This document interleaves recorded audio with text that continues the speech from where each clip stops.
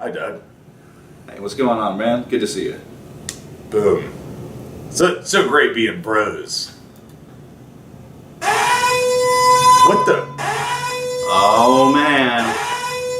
Oh, here we go. Uh-oh. It looks like the fascists are back at it on Twitter.com, harassing our boy Will Stansel. Not Will Stansel. Dude, these guys, they never stop, do they, huh? When will you think they learn their lesson, man? Oh. These stupid Nazis and fascists and... Hey, if anybody's gonna learn them right, it's our boy Will. I mean, check out how well he's doing. For example, the neo-Nazis who infest this site love to invite me to their group chats, so I see what they're talking about all the time. He's literally our man behind enemy lines. Good one, Mr. Stansel. Hell yeah, dude. He's on a sick, nasty tear again, bro. Dude, imagine being on that level. I just have to wonder, what insight could Jamal give us into this situation? Oh, I think we all know what Jamal would say. We do? What would he say, Doug? Tell us what Jamal would say. It do be like that, Mr. Stansel. Hello and welcome to Insert Name Here. It's a podcast about nothing for nobody. If you take it seriously, you're redacted. Let's start the show.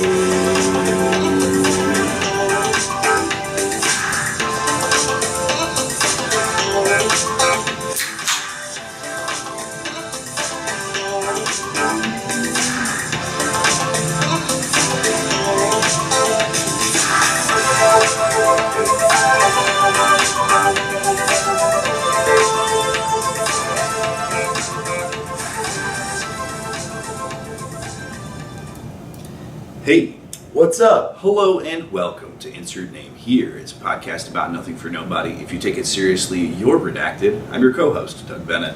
And I'm your other co-host, Seth Nacho. That's right, Nephrew. Sorry, that's just the way me and the boys talk on NBA 2K. Heard that? Green FM? There's a couple of unks hanging out Shit. with the Nephrews. Absolutely. You know, we gotta... I hate to do business on air, right? Oh, God. But there's been rumblings amongst the shareholders about the origin of the show's tagline. Which one? If you take this seriously, you're redacted. Who's causing a fuss about this now? This was decided years ago. That's what I'm saying. Like, we've been doing this for years, Doug. Who's complaining about redacted now? Well, it's not even complaints so much as like questioning the ownership or the origin of it. And Are you being for real? I am being for real. Oh, well, we can explain it then. I mean, we've been doing the show for so long that, you know, it just kind of comes out of our mouths now, but you know the origin, don't you? I thought I did, so now I'm bringing it to the table, so that all involved parties can be aware. We gotta settle this once and for all, brother. Okay, I mean, it's a word that we now are allowed to say, but back then we didn't want to say it, or at least I didn't want to say it, I think. Yeah, you really came out of your shell a little bit. Yeah, so we say redacted. Like, you're redacted. Right? Everybody knows what the word redacted means. Yeah. It means, And if you don't, you're redacted. But, you know, it sounds like the word. That's why it's funny. Yeah. You know? The word, Doug? Give us the word. Retarded. Oh my God, you really put a lot of spin on that. That was not necessary. I had to say it like I was reading it for the dictionary. You kind of said it like you put like the symphasis. Wait, what? The wrong emphasis on the for wrong incorrect syllable. Yeah, you said like retarded. It's more retarded. Okay, well don't fucking put too much mustard on it there. Yeah, you're right. But look, so and then the tagline is if you take it seriously, you're redacted. I mean, that just makes sense. You know, don't take anything we say seriously. If you're getting seriously mad about the things that we say, you're redacted. Yeah. You know, I mean, to put it lightly. That's why we say it to each other all the time. You're redacted when we take it seriously. Really keeps you honest. Yeah, it's just how it works, right? That's the show. It's About nothing for nobody. Yeah. Why are you here? Why are we here? Insert the name, please. Oh shit. Well, I don't know who gave the shareholder that gauged this question to you. They're clearly not in the boardroom meetings, I'll tell you that. Like, we had a good boardroom meeting. I guess we might do a Halloween episode next week. Or we might not. Who knows?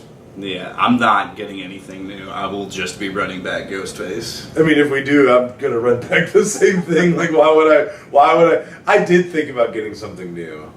There was, I did think about it, but I don't trust the TikTok shop completely.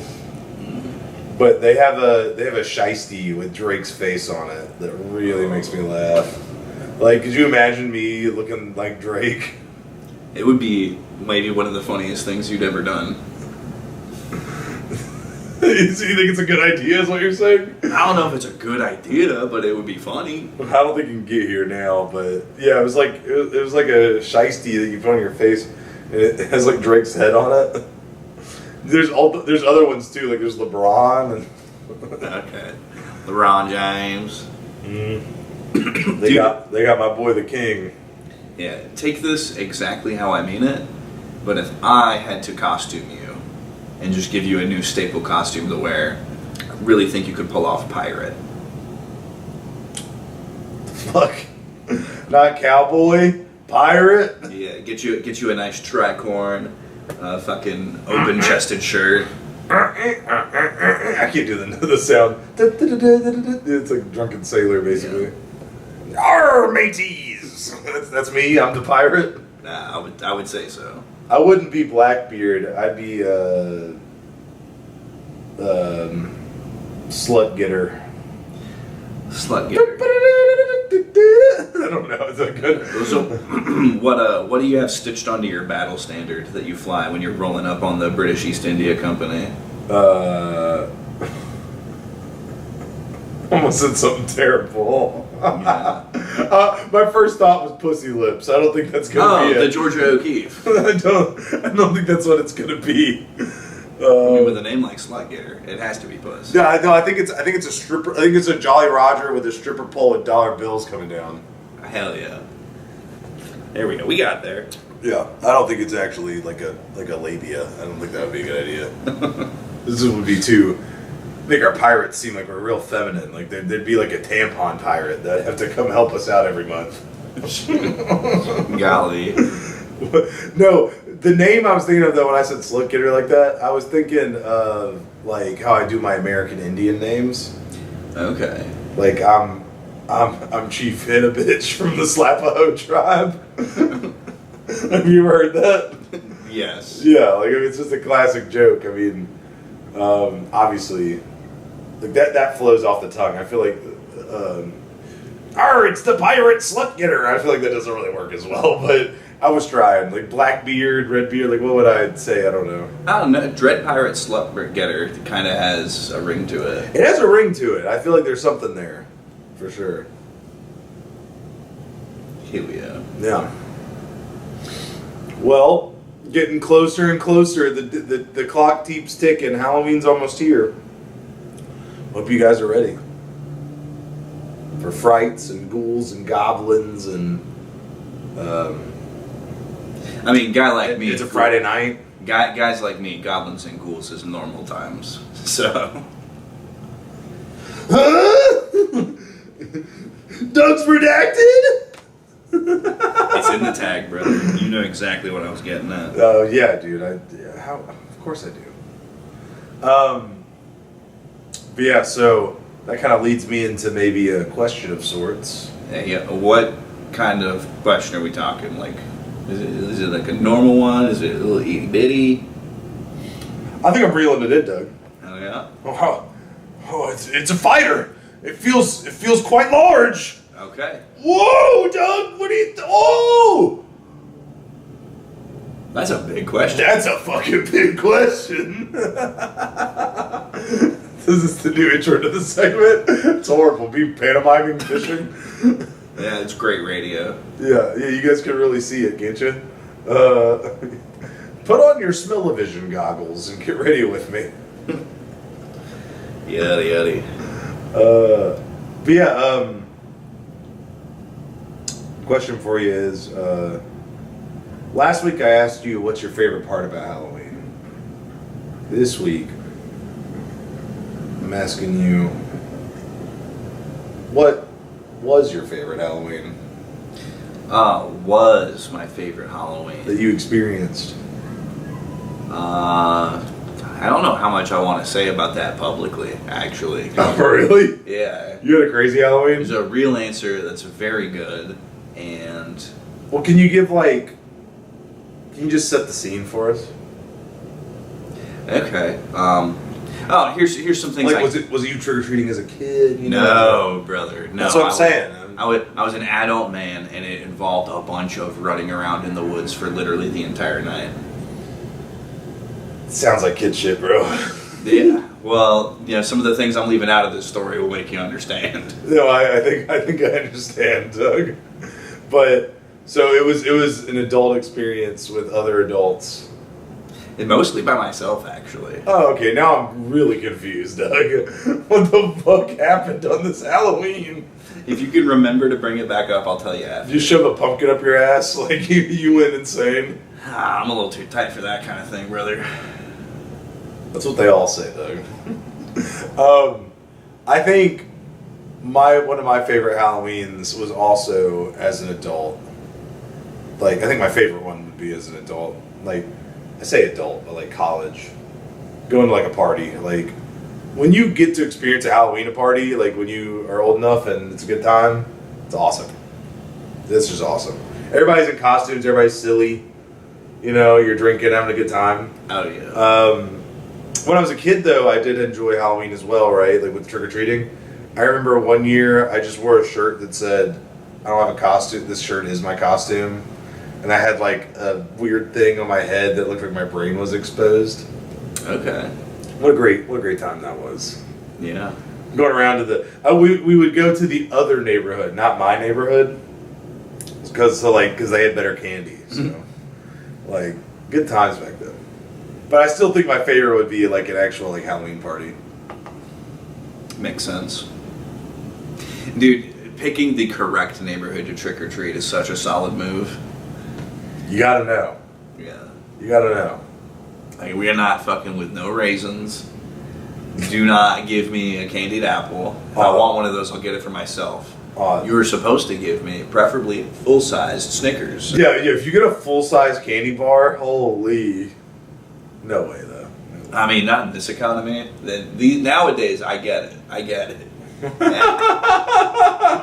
But, now that I'm an adult, I get it. I mean, shoot, you used to be able to get 2 full-size for 75 cents. Like, that's within my lifetime. So, well, what would that cost now? Did the labor get more expensive in the slave trade over there? Like, why is the chocolate cost more? It's because number has to go up. Otherwise, the shareholders will be mad. Oh my god. Well, at least you could do is send some of that money to the slaves in Ghana, Right. wherever they are. I can't remember. Yeah, if we could at least make where they live a little bit nicer, and they wouldn't have to fucking come here. Oh my god. My god. Dude, have you ever seen cocoa being harvested? It is so gross. Yeah, it's upsetting. Yeah. It makes you not want to buy chocolate. Yeah, I don't understand how that becomes chocolate. I don't get it. And frankly, I don't want to get it. I just want to keep eating the chocolate. Yeah, for all I care, it could be literal Willy Wonka shit. Damn. Everybody knows that chocolate comes from the river. Oh, that's what you meant by Willy Wonka shit. Yeah. I was like, bro, we're going back to shit again. We talked about shit last week. No, brother. Okay, I thought it was like Willy Wonka pooped out Wonka bars. No. Well, you know what's better than one Wonka bar? What's that? 2 Wonka bars. Technically, I mean, yeah, I guess that's true. Yeah. All right, obligatory reference here to the YouTube Deluxe content. Hope that triggered your fancy, and hope that you enjoyed the Spotify exclusive premium content, Nephrew. But going back to that deluxe content, I think we should start off talking about X.com, one of our favorite celebrities on that website. Yeah, another big week for our boy Will Stansel. Ain't that right? If you didn't know about the Will Stansel saga as it goes, there's been recently, I can't remember who the name of the person is that made the cartoon. Emily Eustace. Right, so this person made 2 episodes, I guess, right? Using Sora. They didn't animate it themselves. They just kind of wrote a script or whatever. And they went into Sora and they made these animated cartoons about Will Stansel. We've referenced it before. We talked about Wigger Will, I think. But the first episode is absolutely hilarious. He like solves black on black crime. Yeah, solves. Yeah, exactly. And then in the second episode, he becomes a Nazi. It's very confusing. I understand Grok wants to do bad things to him. Yeah, and yet Grok made him into it. I don't understand. I don't get the premise. Emily, you're losing me a little bit, but it's funny because Will has been freaking the fuck out about people talking to him about this cartoon stuff. He says Emily Eustace is a racist and like that she hates Jews and blacks and everybody. Yeah, well, I mean, if you're a leftist, that's what you say about anybody you don't like. Well, that's what I'm saying. Is like Will Stansel is. I thought he was cool there for a minute. We all thought he was cool. Remember when he said that stuff about the Democratic Party in Minnesota and was like, why are all these Ugandans being elected? I'm kidding. Well, I mean, it's a tale as old as time, right? But you can't take the leftists out of Will Stansel. It's just part of him. But that goes for a lot of people who sort of made the turn to the right side. And that means 2 things. It means it's correct and it means it's the political right as well. But long term. That's done for you. I mean, I've seen it time and again over the past 15 years of people start fully left and then they slowly wake up to the particularly lunatic elements of leftism and what that is. And I think, give it another 5 to 7 years, he's not an old man, he's not young either, but there's time for him to come fully around. For example, the whole issue with Somalis and the Democrat Party of Minnesota, that was, you can't unsee that. You can't unknow that once you've witnessed it and realized, you might draw the wrong conclusions from it in the moment, but I think he's well on his way. Mr. Stansel, he's got a degree in black people, and he's a lawyer or something, and he has all this time to be tweeting. So yeah, God bless whoever retains his services because I don't know that they're getting their value out of it. Whoever's hired him as a property lawyer or whatever it is, but yeah, dude, it is so funny. Just the memes that have spawned from this, and then his his tirade. Yeah. Who do you call subhuman? I didn't see exactly. I believe it was Howling Mutant. Which, to be fair, the way that guy conducts himself on Twitter, that's speaking to Howling Mutant nicely. But that is also part of Howling's bit. So yeah, but just him going off on all these people, talking about. My comments, all my comments say, "Do be like that, Mr. Stansel." Which is the catchphrase in the Will Stansel show. That's the catchphrase of his black sidekick Jamal. Yeah, who he just leaves in the cup chair while he types on Twitter. Can I use the computer now, Mr. Stansel? No, I'm too busy fighting fascists. Nazi, report, plot, enjoy your suspension. Just on the computer while Jamal just sits there in the back. It's like, Jamal, don't you have a house to go to or something? Oh my god. He might be more than a sidekick, frankly. Yeah, he might be his living boyfriend. Not that there's anything wrong with that. Of course not, but it's just funny to think about. Because the dynamic in the first episode was not like that. It felt more like just a friend, Yeah. But now they're more than friends. And, we talked a little bit about how the writing, a little more confusing, certainly not as strong as episode 1. I think episode 2 is setting up. It felt like a setup episode. It set up the Grokiverse. You know? Because we all know about Stancil and Grok. We've covered that one.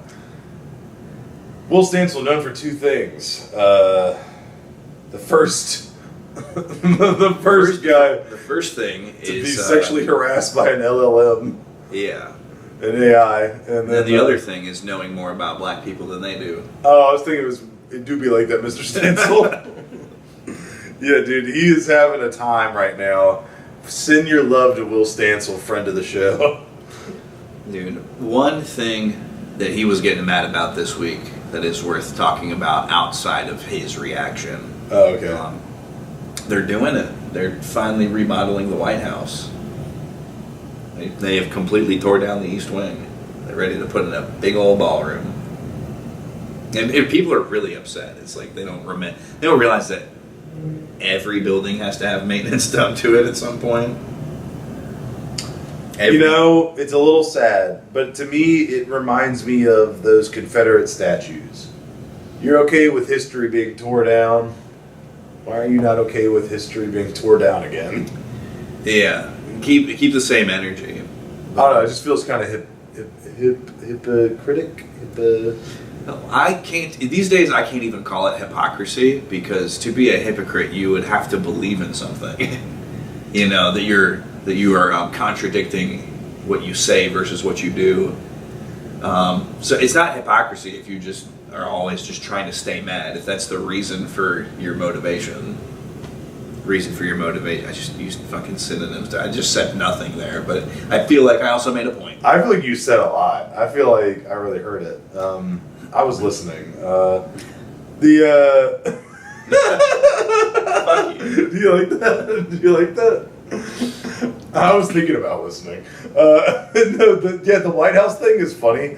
Gavin Newsom tweeted like a picture of it. It was like, "This is what the White House looks like right now. Don't let them tell you." Like, I'm just like, I don't fucking care. Yeah. Like whatever, dude. I mean, it's kind of a piece of shit building. Was the East Wing historic that much? No. Like, it is where people are usually like received and like functions are held. So it makes a lot of fucking sense to improve it by a quite wide margin. Yeah, right. And make it something actually worthy of hosting foreign dignitaries. And put a big, beautiful ballroom in. So, I mean, it's stuff that had to be done at some point. For sure. And it's not like... No, I mean, you're right. All buildings need maintenance. You are extremely correct. We all know this from personal experience. Everyone should know this. Yeah. You've been in an old building before. You've seen the mold. You've seen the decrepit, like how it falls apart. Things need to be repaired. Things need to be redone. Yeah. I just hope he keeps the exterior aesthetic so that it looks the same. I feel like people would appreciate that. Yeah. I don't think anybody, period, would... I was going to say could get away with it, but would even have the audacity to change that front-facing facade. Like, that is iconic. Like, to me, it's like the same thing as the Capitol building. Like, it's just like, it's a very sort of... It's like a legacy. It's iconic. Yeah. Just because it's been that way forever, you know? Yeah. So, very normal thing to be happening. Every president renovates, by the way. They do. Didn't they add, like, additions on the West Wing and stuff? Yeah. Obama turned the tennis court into a basketball arena, whatever you call that sport. That's right, Nephrew. Were you playing 2K? I just called it a fucking arena. What's wrong with you today, Doug? I am ill. I'm just a little bit ill. Tennis court, basketball arena. I mean, you got a football field, you got a soccer pitch. I guess is it a basketball court? It is a court, isn't it? Sure is, Doug. Wow. It sure is. Look at me go. I guess that's how much respect I have for the game of orange ball. That's insane. You should put some respect on basketball's name. No, that's what I'm saying. I feel like arena is a more elevated term than a court. I see. In terms of sports. Well, you calling it orange ball made me upset. I didn't want to say the word basketball. It started sounding weird. I said it too many times. It really does, right? It's one of those. Like, it's just like, especially if you're spelling it. Oh my god. Yeah. Okay. Well. But yeah, that's just been very funny rage bait to like watch people lose their mind over a normal thing. And let's do a little Trump news. Okay. So, first off, let's talk about Canada. We love doing that. Yeah, we love doing that. So I think you might be able to find the clip if you look it up. But Canada put out an ad recently talking about the tariffs. They spent like $75,000 or something. I can't remember. There was like a figure quoted with it. They used Ronald Reagan's voice over on the clip, and it was Ronald Reagan talking about how tariffs are bad. To like shit on Trump's tariffs. And so Trump said, "We're not going to trade with you anymore."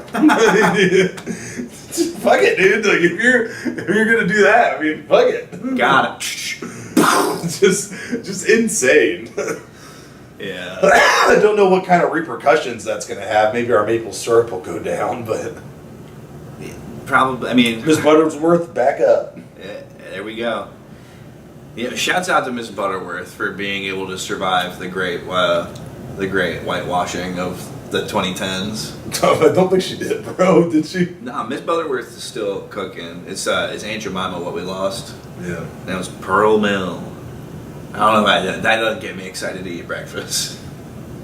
Pearl Mill hotcakes. Yeah, there's no smiling face on that bottle of syrup. I gotta look at a log cabin that's supposed to like evoke warm family memories.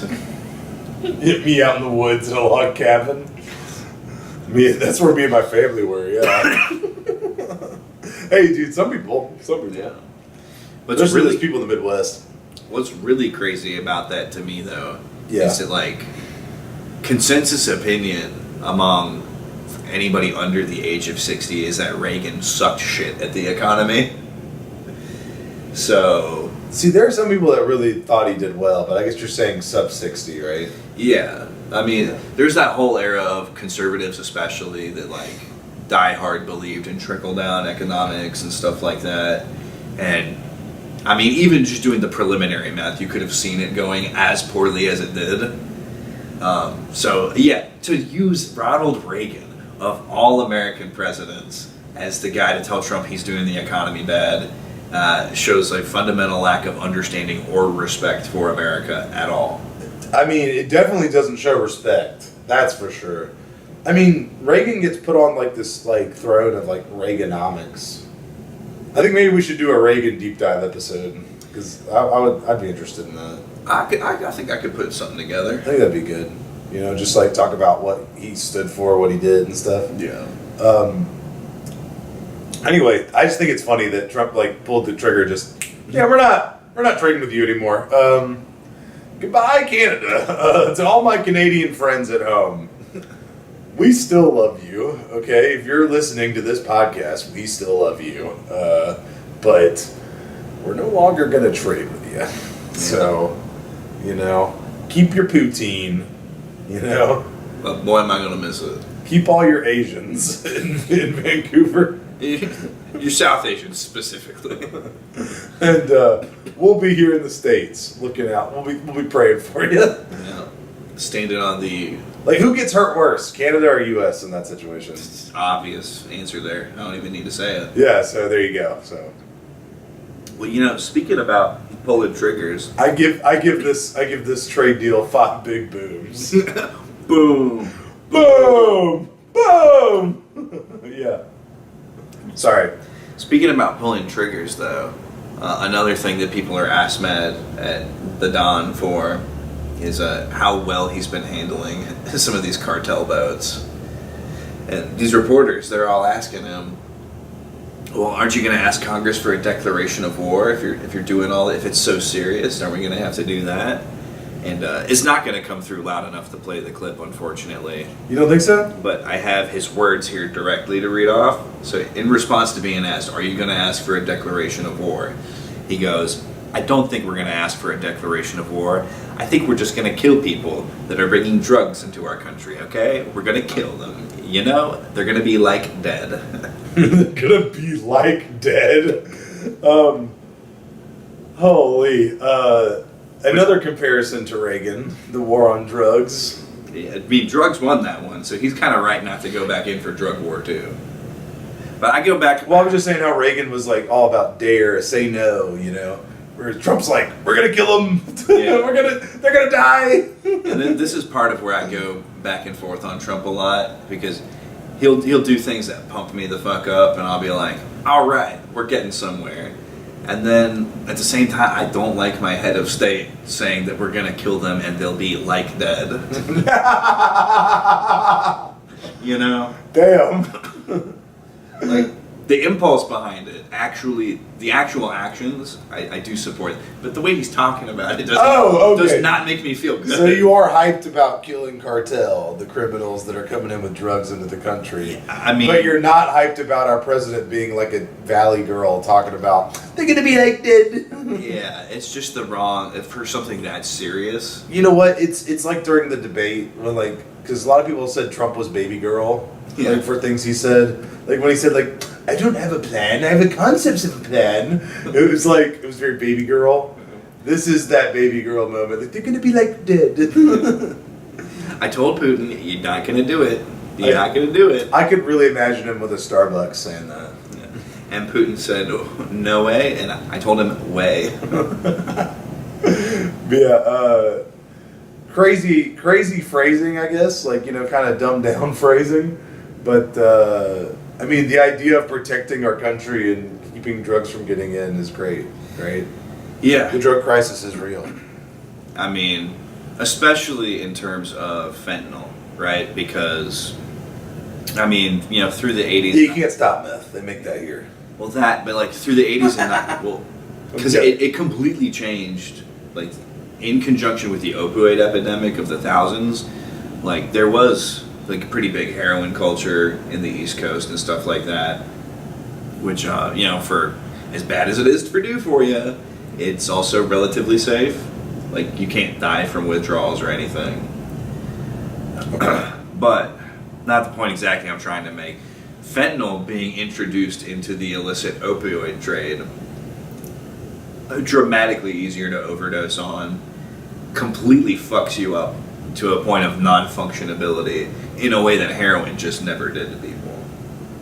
So, I can't speak on this. I've never taken either. We already had enough of an opioid problem, and then the illegal fentanyl trade and spiking the supply supercharged that to a massive degree.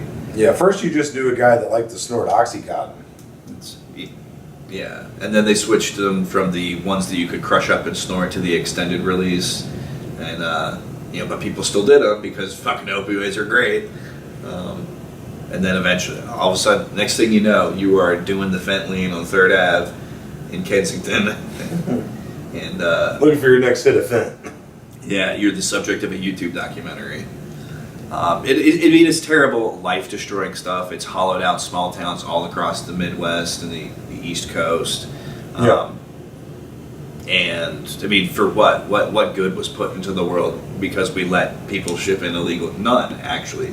Absolutely nothing. Millions of people have lost their lives to it, and if that wasn't bad enough, all the lives around them as they spiraled that were negatively affected, all the external consequences that they put out into the world, a huge destabilizing force on our country. To me, the only proper response is to treat it like the act of war it is. But then talk about it in a serious way, please. I guess the drugs are kind of subverting or whatever. They're it's like a setup. They're sabotaging the country, but in a way that isn't on the surface. Yeah. A historical point of reference for this: the Opium Wars in China. Yeah, the British gave opium all to the Chinese overlords, and they all were just sitting there, opium tin. Yeah, it kicked off the century of Chinese humiliation. Yeah, real shit. Yeah. You guys act like history don't repeat itself. Although I guess we're not. It's not like the leaders and the powerful people are taking the fent. Yeah. But it's just the tweakers. Hey, America runs on tweakers, brother. I saw a crazy clip where they're like, tweakers aren't real. The guy was acting all crazy, and then dude was like, "Hey man, I like your shirt." And he was like, "Oh dude, you got a cigarette?" He just became normal all of a sudden. Yeah. His shirt though said "I heart Diddy parties." So tell me how the tweaker got that shirt.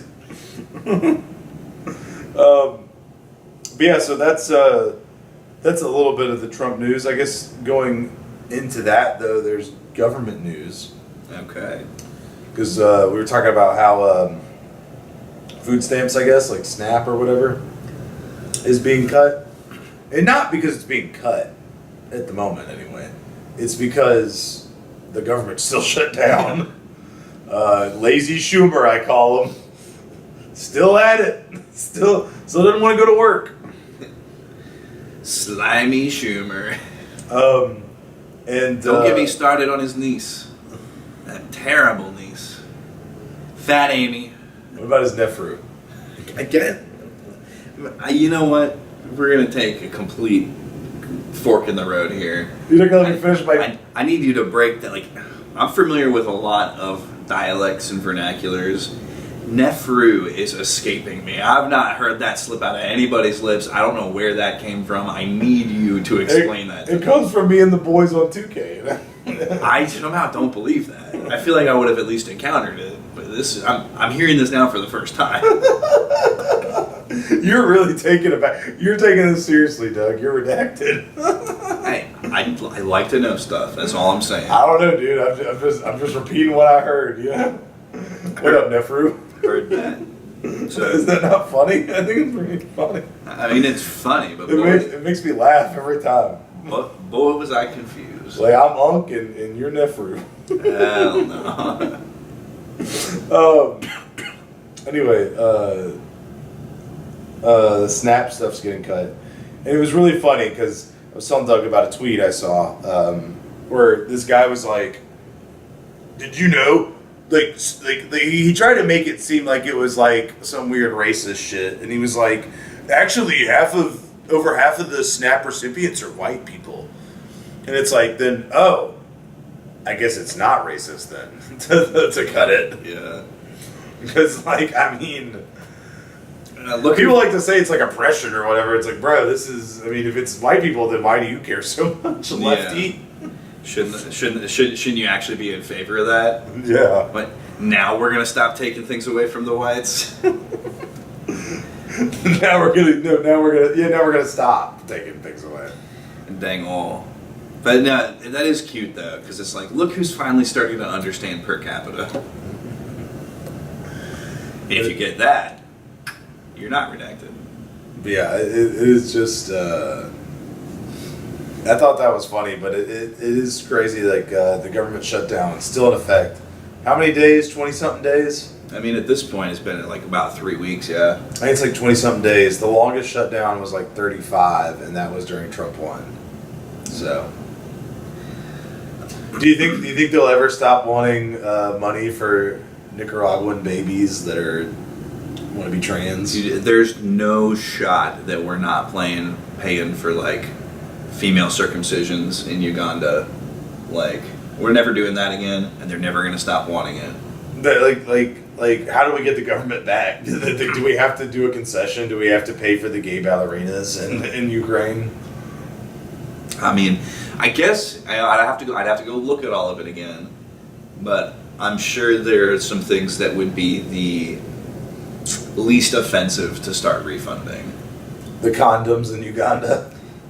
Yeah, that one's actually pretty high up on the list. Of being bad? Yeah. Yeah, being bad. So they just used it as a decoration and stuff. It's so weird. Yeah. An actual off-label application of condoms is really good, as long as you get unlubricated ones. Great way to store water. You can store a lot of water in an unlubricated condom. Store a lot of water in a lubricated condom. You just probably wouldn't want to drink it. But the taste. Yeah, you probably just wouldn't want to drink it. I mean, if it's for her pleasure, she might like it. Sheesh. But yeah, I mean, as far as I'm aware, SNAP is not intended to go anywhere, and it's certainly one of our most important social safety nets. There are reforms to it, obviously. Everything gets reformed. It's just like, it just sucks because, we just don't have the budget right now. Yeah. And you know who to blame. Yeah. Oh, lazy Chuck. Lazy Schumer, I call him. Yeah. And Hakeem Ariba Jeffries. They're all taking a siesta. La da da da da da da da. Schumer just wants to shit his pants in private, dude. Let him do that. Oh man. It's just crazy. I think people are blaming Trump for it, and it's like, why would you blame him? He doesn't want the government shut down. He is also not in charge of passing the apportionment bill. Like, that's Congress's job, okay? Like, I mean, he could veto it, I guess, but still, they're not even putting it in front of him to veto or not. yeah. But yeah, it's just like whatever, man. This year in general has kind of felt like the year that, and not that just, I'm borrowing a line from the lib cucks here, but this has not felt like a very adult year of politics. You know what I'm saying? It has not. And I think that has even continued on in, because we didn't cover it last week, but the mayoral debate in New York City it's not adult politics at all. No. I haven't seen all the clips. I've seen people making fun of it. I did see one clip, and they were like the actual debater, instead of asking anything about economics or jobs or whatever, asked them if they'd smoked weed before. I was a little flabbergasted. That was a real clip I saw. I've seen people making fun of it where they were talking about, like, who's got the best pizza in New York? You know, like, I mean, that's a New Yorker question. I guess I'll let that slide if that was real, but yeah, you got to ask a New Yorker what's the best slice. That tells you a lot about a guy knowing what his best slice is. But, like, why are we wasting time asking about if they've smoked weed before? Yeah, in the Big 2-5, are we serious? It's like, who cares? Like, we should be talking about focusing on the issues that matter. Yeah. Like, how are you going to implement socialism in New York City? I mean, because that is like 100% of what Zoran Mamdani's platform is, essentially. I know I wasn't kidding. Not that he even necessarily believes in it or wants to do it because that's his cause, but he figured that was a demographic that he could tap into. And this will be interesting, I guess, to get it, since we're on the topic.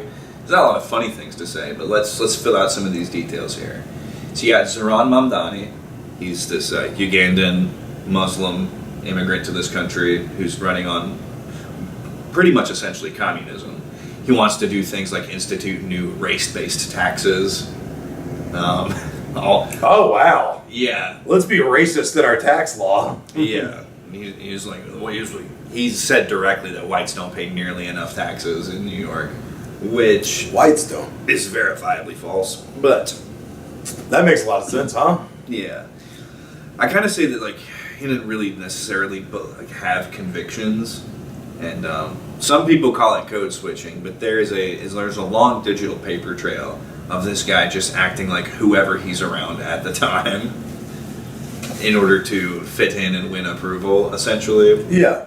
Like, you act like you code switch. You act like who you need to act like with the people. What a novel concept. Different situations call for different tones.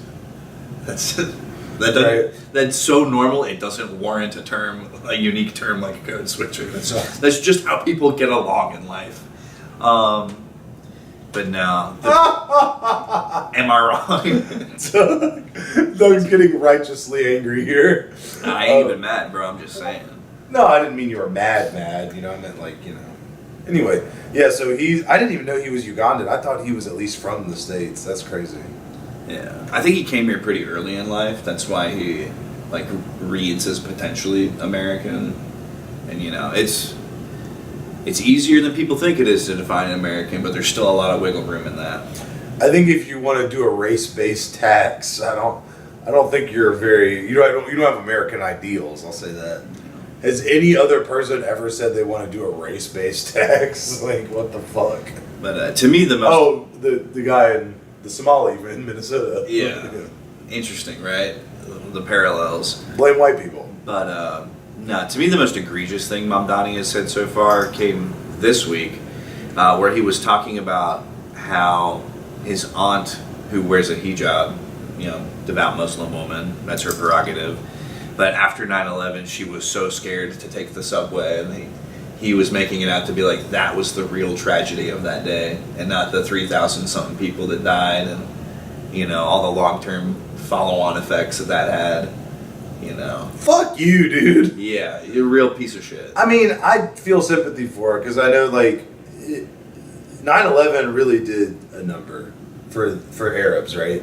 Like, in the U.S., all of a sudden it was like, let's all quit hating each other and all hate the fucking Muslims. Like, that was 9/11, you know?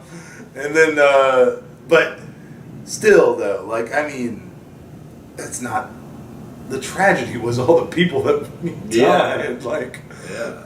That's crazy to, like, try to make it seem like, oh, my aunt can't take the subway. It's like, shut up, dude. Yeah, so he's just like a real slick, disingenuous skinwalker who doesn't care that everything that he's running on would destroy the city. Yeah, I wonder, like, how he would even implement socialism. Like, because that doesn't make any fucking sense. Like, I just don't get it. Like, I guess, would he just take a bunch of money from the government? Like, he'd be like, feds, give us money so that we can not have to work anymore. Like, is that what he wants? Yeah, I mean, that's how that kind of strategy works. And, but, like, I don't think he'd get the money, right? Like, there's no way that the government would just pay him money to... I mean, it would depend, man. Like, who's in charge of sending that money? Like, what sort of judges could approve that or disprove that? Like, it's institutions aren't just people. They're institutions. They're systems. And, I mean, over the past 2-3 decades, there's been a lot of track laid as the left takes this long march through the institutions to enable things like this eventually.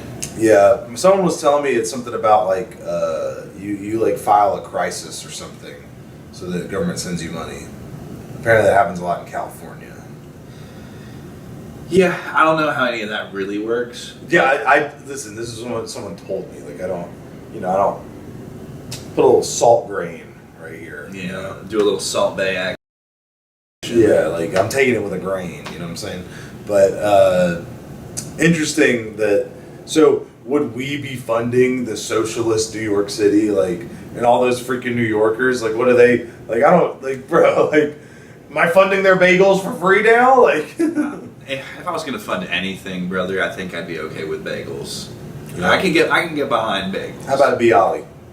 I don't even know what that is. Oh, it's super good. It's like a bagel, but there's no hole, and it's, like, flattened a little bit more, and there's onions on the top. Okay. So they did less work than making a bagel, and they made it worse. You're the worst, dude. Shut up. It's not worse. It's Anyways, good. there's 2 other guys in this race. Yes, right there is now. 2 other, and so which one's the crazy one? The crazy one we're going to talk about last. Yeah, So we're going to move on to the next piece of shit. Well, I just want to say the clip that I saw of, like, the pizza one, like, Mamdani said, like, blah blah blah, and then the other guy said something too. Then the last guy was like, I was sexually assaulted at a Domino's. Like, he said something crazy, and I was like, okay, this candidate's wild. Yeah. From that clip that I saw. Anyway, yeah. So who's the next piece of shit? Yeah. It's a name that we all are probably familiar with, especially after 2020. Andrew Cuomo. Yeah, it's Cuomo, isn't it? Who, in a bizarre twist of fate, is running independent, but really he's running as the second Democrat candidate. Wasn't he a mayor? Yeah. Of New York City? He was the mayor of New York City, or he was either that or the governor of New York State. One of the two. And he didn't he was he the ban of big gulps? No, I think Big Gulps was Giuliani. Oh, okay. Either way, but that's not what's important here. Yeah. He's really the second Democrat candidate, but was forced to run independent because of how well Mamdani primaried. Again, you can't help stupid. People are going to make the choices they make. He's the Bull Moose Party. Yeah, it's insane to me that anybody still has any kind of reference for this guy, considering that, like, how he handled COVID lockdowns that resulted in the death of hundreds of thousands of elderly people. And then on top of that, while he was killing all those elderly, and you can say that he was killing them because his policies were directly responsible for their deaths, in the middle of all that, he was, like, sexually harassing the shit out of all his young female staffers. Oh my god. Showing off his nipple piercings, playing grab ass, like, dude, verified, confirmed, heinous pervert. Workplace hazard. Jesus, dude, is that who you want in charge of your city? And so he's got like 30% of the projected vote right now. Wow. Awesome. So That's awesome, dude. yeah, Hell yeah. Fuck the elderly and fuck your staffers. I think if you're sitting there as a person and you haven't fully taken in the scope of what Andrew Cuomo is and what he does, and you still support him for some reason, you got to take a look in the mirror and really adjust yourself. It's insane to me that he's even gotten this far into the race, which just goes to show you how much donor money can prop somebody up electorally. Yeah. Because, at 30%, it's not like it's no people, but at this stage in the game, to be running against the same party candidate, how else do you stay in but having all the big money, big donor energy? Right. He has to have something going for him. Yeah. Now, luckily, this is not a complete disaster. Electorally it might be. We'll see how the vote pans out. But the last guy, actually pretty fucking cool. But he's kind of off his rocker. In a good way, though. Okay. This is the kind of guy who will do a whole Snapchat story about going to the Chainsmokers concert under the bridge with his wife. This is the kind of guy who, do you know what the Guardian Angels are? Not a band or something? No. I mean, they're like a band of sorts, right? But you remember, well, if you know anything about New York history, you know the 70s and 80s were fucking terrible for crime. Sure. Even the most hard-boiled New Yorkers, born and bred in the Bronx and shit like that, they knew not to fuck around at night. They knew they were never safe, that nothing was safe at all in the city. This group called the Guardian Angels, and you would recognize their uniform, so to speak, but the red berets, they would wear red suspenders. They took it upon themselves because the cops were crooked and corrupt and the criminals were out of control. So they began like hardcore patrols, neighborhood watch style shit with nightsticks, beating people. That he was huge. Clockwork Orange, but like in a good way. Yeah. So Curtis Sliwa is the name of this candidate.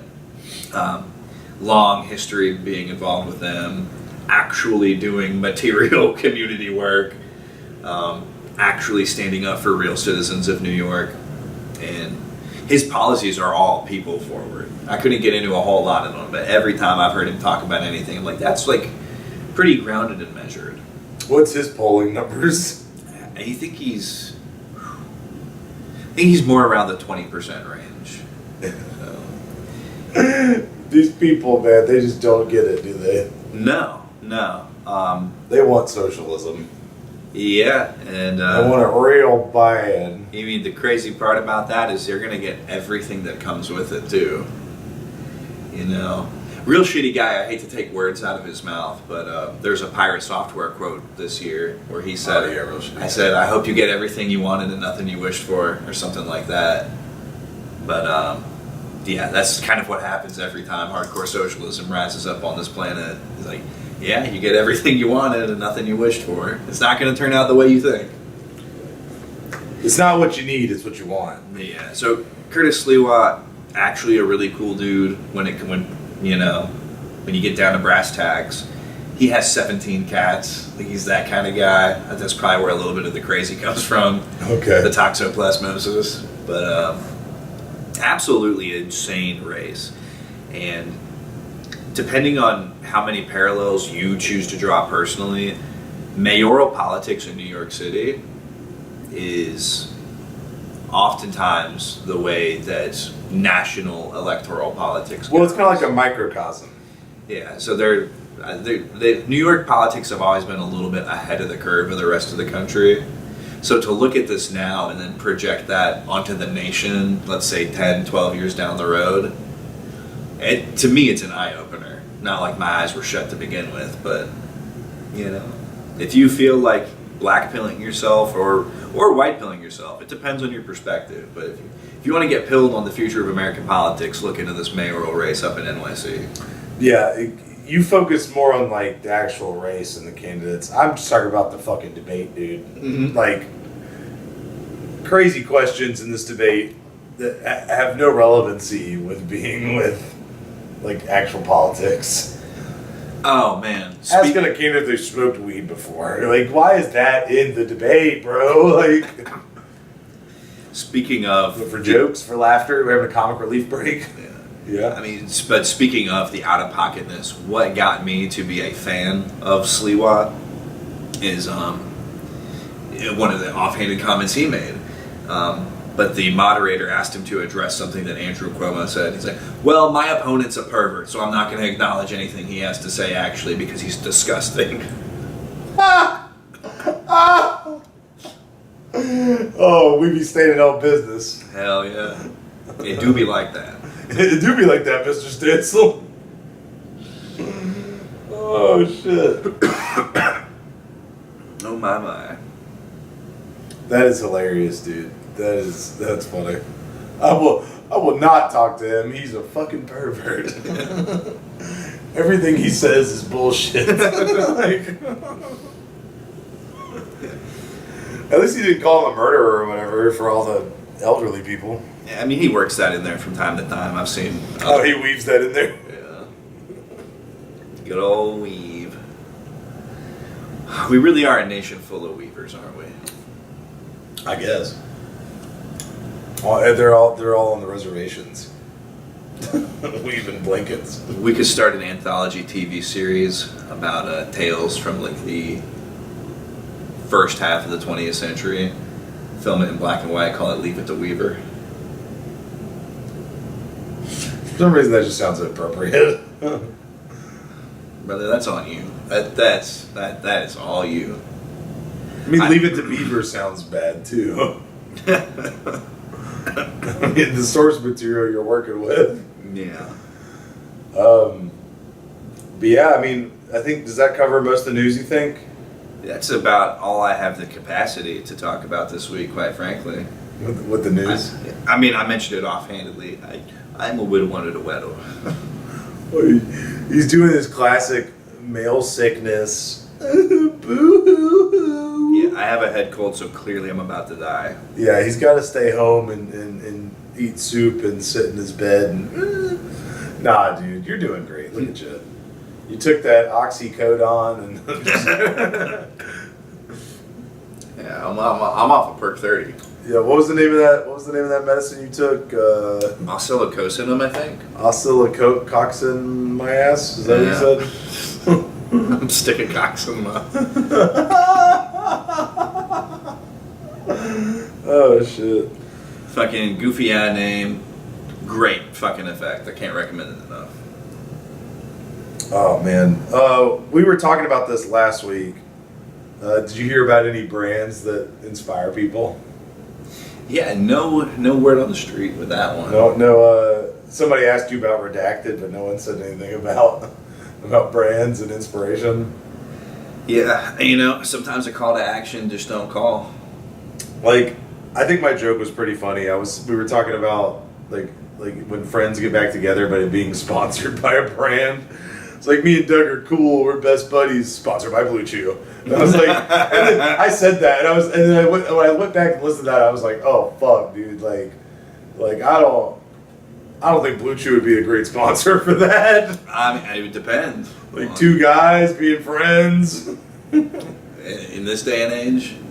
I mean, sure, in the big 25, but like us. If things take off next year, maybe we could lock in that brand deal for June. You know what I'm saying? Okay, yeah. But I don't know what our brand would be. What would our brand be that sponsors us? Who's your ideal brand sponsor? I mean, I think for you and I, as a pair, a great brand partner would be Frito-Lay. Just in general, just us eating potato chips? Yeah. Or anything gaming related, We could, Oh, for sure, yeah. Like, if we had, like, a SteelSeries sponsorship or something. Shoot. I'm trying to get signed by Razer. Yeah, dude, that'd be crazy. We could both wear the kitty ear headphones. Meow. I'll put on a wig, sure. Fuck it. Well, brother, I think it's about that time. Is it? Yeah. Why don't you go ahead and get us out of here with a parting shot? Okay, I was going to say one more thing. Oh my God. Fine. I was going to say one more thing. Fine. That Hassan crash out, I feel like it might have been AI. Oh no. You think it was real? I really do. What makes you say AI? Because I don't think he's like. Well, if it was real, then it was just a crash out, and he's not acting on it anymore. Okay. Like he's back to his normal self. I'm pretty sure. I mean that's how a spaz usually goes. Okay. You get it out of your system. You've pulled away the mask briefly, but then you go back to status quo. Yeah. Okay. I just want to say, like, he's totally status quo. I think still. Yeah. His big thing this week, not to cover him every week, but what he's had his community on this week is calling out and harassing Ludwig for. Yes, I was going to say that. Yeah. Throwing him under the bus. Yeah, Ludwig, the ultimate fence sitter, went back on his word. He was like talking about how I'm not gonna be friends with Hassan after I retire, and that was a shot caller. And now he's like, it wasn't a shot caller, just because his girlfriend's probably pulling his fucking penis or whatever, you know, like tugging him, because she's huge Hassan dick rider. So, yeah, I mean, what can you do? What can you do? You're expecting integrity out of like high level Twitch streamers. Out of Ludwig? Out of Ludwig especially. I don't expect integrity there. The one real thing he said, where he was going on about who he is and isn't actually friends with, the one real thing he admitted was like he doesn't care about shit but his money. He's just gonna do whatever keeps making him money. Which, I like to believe he's still friends with Slime. yeah, Those were good days. Back when they just used to do commentary. Good days. right. Okay. I don't know. I just had to say that. When I listened back to the episode, I was like, I don't know if I emphasized that enough. But anyway, parting shot. All right, fellas. And the ladies. You know what to do. Come check it out. Twitch.tv/Seth_Nacho411. Monday and Tuesday for very special streams. Dead by Daylight. And this week, still just playing the event, having a good time. Because Halloween is about to come in, so. Oh yeah. Hope to see you there. Parting shot. It do be like that, Mr. Stansel. You know, Will Stansel having a crash out on Twitter, as always. Yeah. That is his status quo. It has been studied. And I think Grok hit him again with something. I don't think it was quite as bad though. But if you're in the mood for a good little little chortle, if you will, a chuckle, I guess. Go read you some Stansel tweets from this week. They're it's funny because he's like being harassed, but like not in a very harassing way. Like no one's giving him death threats. No one's being mean to him necessarily. I guess they're being mean, but not like mean-spirited. They're just saying it do be like that, Mr. Stansel. And he's like having a conniption fit, and it's hilarious. Yeah. Hell yeah. Check that out if you want a little laugh. Indeed. Over here, you already know it's your boy, Doug B. You know where to find me. If you can't figure that out, what am I about to say? You're redacted. There you go. There it is. There it is. Doctor. Yeah. For this week's parting shot, in the motive, in the essence of spreading joy, I want to put y'all onto something that I've been getting a ton of humor mileage out of this week. And it's a subreddit called Kitchen Cells. Like a portmanteau of kitchen and incel. And the way this subreddit works is you take a picture of what you're eating, not a good picture, and you're probably not eating something good either because you're a chud-ass incel who hates his fucking slur life. And then you caption it with what's going on and then stating what the food is that is in the picture. The sample post here that made me just absolutely cackle. I knew I had to share it. Yeah, looking at it is disgusting, man. Yeah. But it's like this really sad, I guess, roast beef hoagie, which we would find out at the end of this title. But the title goes like this. My dad got drunk and pretty much told me I was a mistake. I had pretty much already known this, but it didn't give me any closure hearing him say it. Roast beef hoagie. It's just like... I thought that was fucking raw ground beef in a hot dog bun, dude. Oh my god, that's roast beef. That is so much roast beef. Yeah. But it's like, because there's two ways you can take this, right? It's either like, no matter how much sympathy that you could have for somebody for being in a bad situation, it's hilarious to post about it in this way. And then or also it could be satire. And It could be. you know, that makes it a lot easier to laugh at on the soul anyway. Yeah, if you take it seriously, you're redacted, right? Like, I mean, who are you reading? Are you taking everything you see on the internet for real? But that is funny. Like, that's funny. Let's see. Another good one. This guy has just put a tortilla on his electric stove, and he goes, "I should have kissed her when I had the chance. Tortilla with cheese, no pan." So yeah, it's good. It's nice. I mean, It feels like art. yeah, you know, if you don't want to use the Reddit website, somebody is compiling all these on Twitter. That's where I get them, at Kitchen Cells.